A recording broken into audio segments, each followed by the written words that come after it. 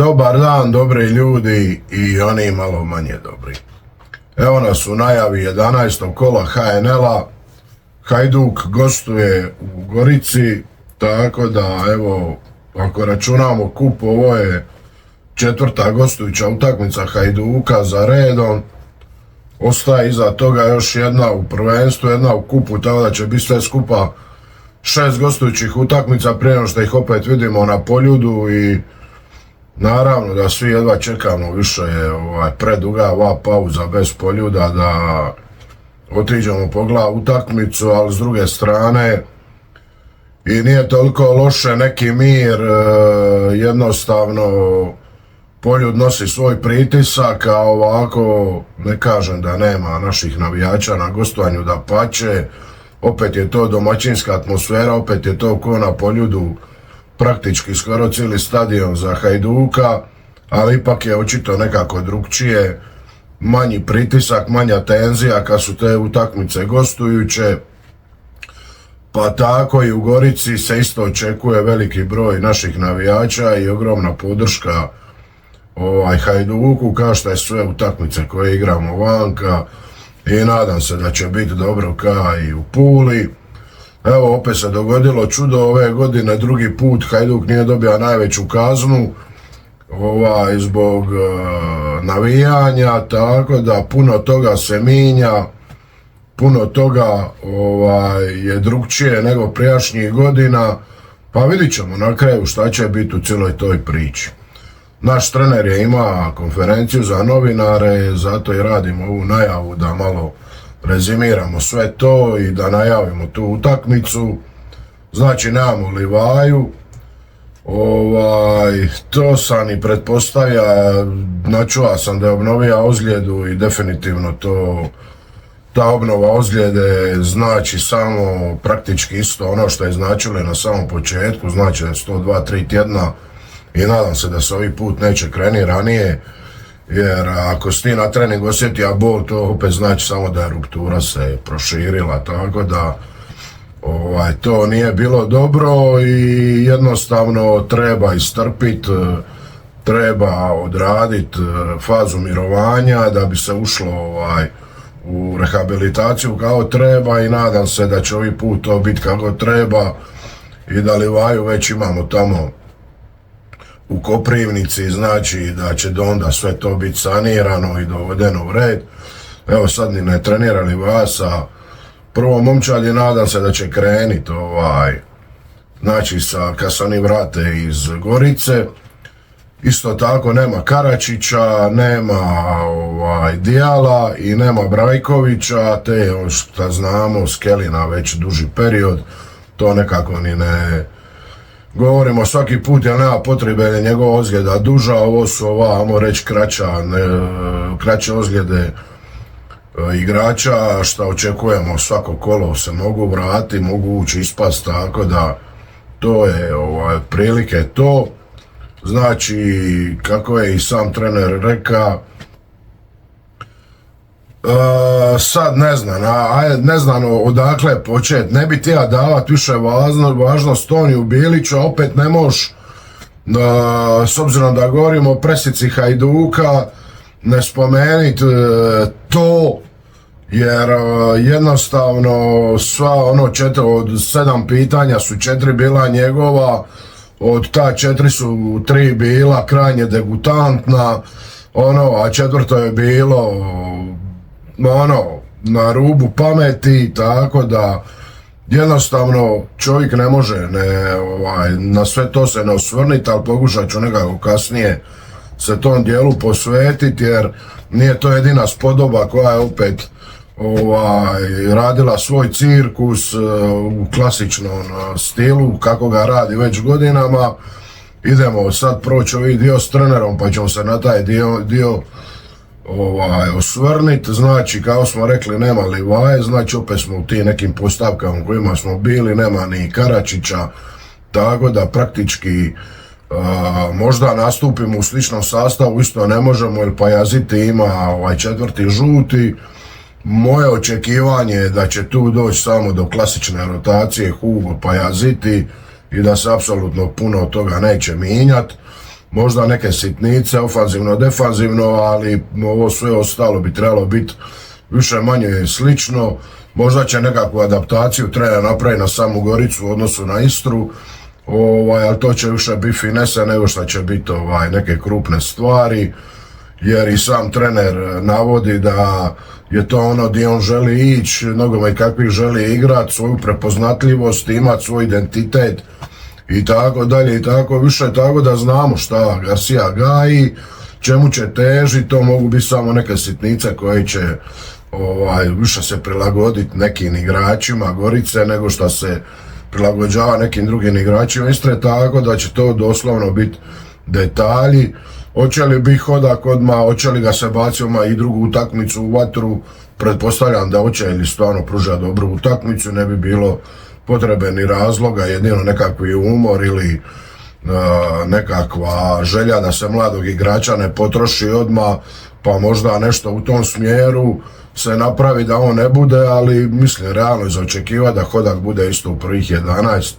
koji prošlu utakmicu, tako da očekujemo postavu, kao smo rekli, znači Ivušić na golu, stoperi Šarlija, Mlačić, bekovi Hrgović, Hodak, u vezi znači sad Hugo, Krov, Puki, znači Almena na desno, a Rebić na livo i Šego u samom napadu. Šta smo dalje, znači to bi trebalo biti to više manje, klupa nam je jaka, to smo vidjeli, dobili smo širinu klupe veliku i tu ne očekujem velikih problema, da pače imamo izbor za sve pozicije, šta nam zatreba, bude li trebalo rotacija, ne krene li kako treba ili bude li trebalo nekoga vaditi, minjati i tako dalje, tu smo više nego pokriveni. I ono što se govorilo na početku prvenstva, koju klupu imaju naši suparnici, to je kad ti uđe s klupe, ovi, oni, druga priča. Mi smo danas došli do toga da mi imamo sa klupe, znači mogućnost da nam uđu igrači koji su unutra, koji su spremni, koji donose promjenu u odnosu na igrače kod naših protivnika koji ulaze, koji apsolutno ništa ne donose jer nisu nikako bili u rotaciji. Ovdje promjene koje je Garcia radija, pa čak i sistema, formacije i svega su nam jednostavno donile mogućnost da imamo rotaciju od praktički 17, 18, 19 igrača koji su svi više manje osjetili šta, kako, di, ko kako igra i sve, tako da kad ga ubaciš on je tu, spreman je za igrat u odnosu na neke druge ekipe koje igraju sa 11 igrača, ispada se samo na ozljedama i te rotacije su toliko male bile, neznačajne, da jednostavno više ne dobivaju taj podražaj s klupe, a imali su najduže klupe, praktički su saspali na najgore klupe, tako da jednostavno tu isto dobivamo jednu drugu dimenziju. Sve to naravno stvara nervozu na drugim stranama i jednostavno počinju izvirat glibovi i gube sa svih rupa i svih rupa, ne znam, kanalizacijskih odvoda, od svugdje izlaze i kreće, znači mislim nikad nije stalo, budemo realni, ali vidimo kao Hajduk raste i kako se Hajduk diže, da jednostavno kreću raketiranja, sve jača i jača, da ne govorimo koje se teme, teoremi razni slažu, iz kojih sve rupa dopiru ti glasići mali i šta govore, udaraju po Livaji. Livaja je njoj bija trn u oku zadnjih 5 godina, je Livaja najveći trn u oku, zato je li najviše štete nanija i to mu ne mogu oprostiti, bez obzira što nismo uzeli titulu, on je njima i dalje najveći trn u oku i gledaju svaki način kako se ogreba od njega, kako ga valjat u blatu, kako ga ocrnit, kako ga dovesti u situaciju da otiđe iz kluba, ali to jednostavno ne ide. Nažalost Biliću, nažalost svim ovim lažnim podcasterima koji se pretvaraju da su Hajdukovi, a nisu, nego su instruirani tu i stavljeni od raznih klauna drugih. Tako da jednostavno te riječi vaše možda dopiru do dijela Hajdukove publike, ali odavno ja govorim o tom dijelu Hajdukove publike da to niti je Hajdukova publika, niti Hajdukovi navijači i hvala Bogu bar na ovom kanalu smo toga lišeni i takvi jednostavno nemaju šta ovdje raditi i svakom prigodom to pokažemo i dokažemo, tako da jednostavno ovdje ćemo ići kako je hajdučki i kako treba razmišljati u pravom smjeru. Livaja je šta treba biti, nažalost evo nisam bio u live jučer sa Antom Zokijem i Pubom, oni su malo više oko te teme, oko ovog valjanja u blatu samoga Livaje, jednostavno se ima posla i nisam mogao biti tu s njima. Jednostavno je to sramota da čak i neki navodni ti navijači Hajduka kažu da nam je Livaja uteg i pokušavaju oko toga stvoriti temu, pokušavaju mu oduzeti kapetansku traku, pokušavaju na sve načine, ali jednostavno to ne ide. To smo vidjeli od onoga spodobe Tonija Bilića, znači opet rekao sam 3 zla pitanja i 4. na rubu pameti. On pita jesu li ga Istrini navijači uspjeli natjerati da razmišlja o odlasku iz hrvatskog nogometa, to je taj na rubu pameti. A ova 3 zla o Livaji, naravno Tljenelju, vi pobjeđujete, šta će vam on i takve teze, teoreme,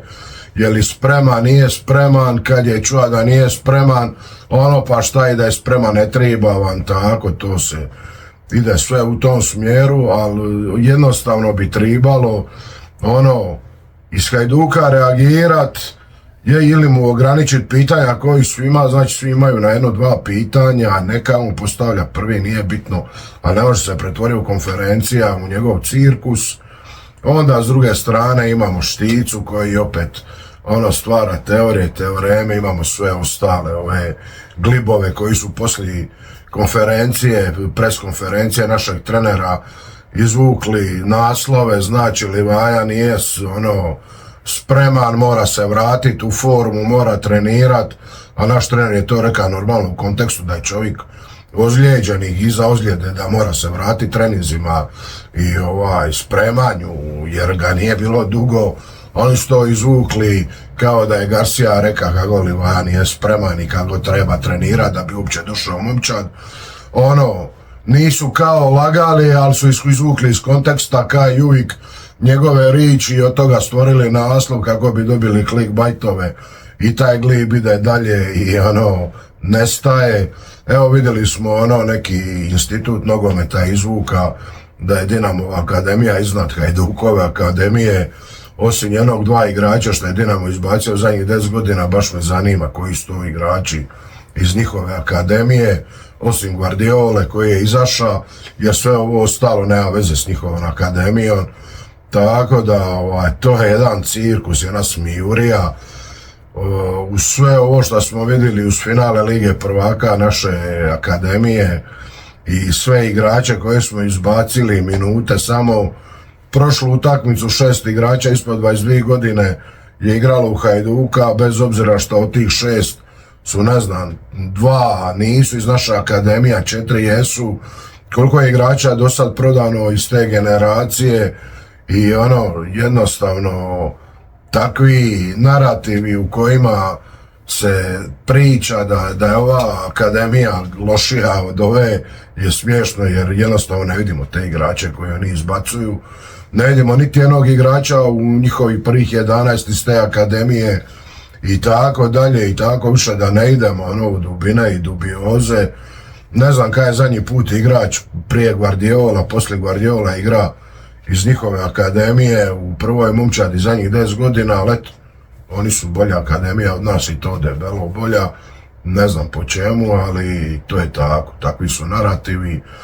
I normalno da se valjaju takvi narativi onda po medijima, svaki dan gledamo, čitamo te bajke koje su lažne, da ne ispadne danas oni igraju te svoje Europe, ja im želim jednima i drugima sve ono što oni žele Hajduku. Inače, tako da ne bi ispalo da i nisam zaželio sve najbolje, jer ako oni žele Hajduku sve najbolje, onda i ja njima, ali normalno znamo što oni žele Hajduku, pa eto tako ja njima želim to što oni žele Hajduku. Inače, eto, bila bi to nekakva najava kola, možda bude večeras još nekakvi live, tu ćemo vidjeti šta će biti, to će biti, neće biti, koga će biti. Ako bude, pogledajte i to, zapratite, a normalno like, share, subscribe za ovo, kako sam rekao, uvijek tu odgovorimo da vidimo jesmo šta priskočili, jesmo šta dodali, nismo, kroz komentare ćemo to proći, kao i uvijek. I ono šta znamo i šta naša akademija nama donosi, koliko god se floskula i lažnih priča u svijetu i u nas izbacilo, Hajduk živi vječno, a svima ostalima kako bude. Pozdrav!